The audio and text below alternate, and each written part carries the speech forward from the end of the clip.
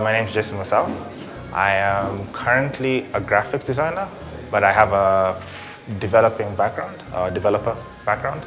And today we're working with the EOS framework in order to sort of implement blockchain technology into our applications. The training today started around 10 a.m.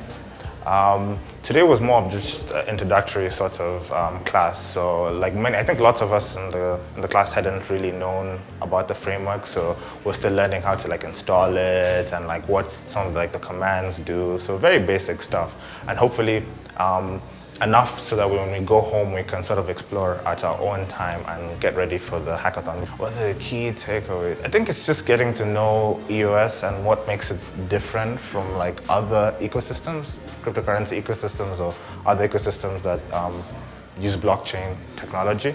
And one of the main points they were putting there is Ethereum, what's the difference? They were talking about the scalability, what makes it more reliable, the user experience, and all of those features that make it just completely unique. Yes, we will be participating as a team. At the moment, we're just the 5 of us, and I'm mostly going to work as a front-end developer in our project, and also maybe help with a little bit of the pitching. Obviously, if we do win, it will be a team effort. So I think as a team, we would need to decide what we want to do.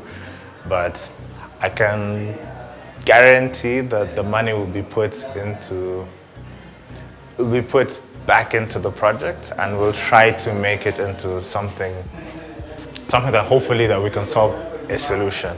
I'm not really sure if whatever project we create that we'll be able to fully solve a problem that we set out to solve, but we'll try our best.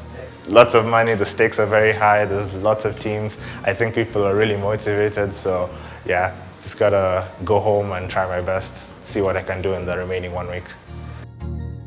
Bad.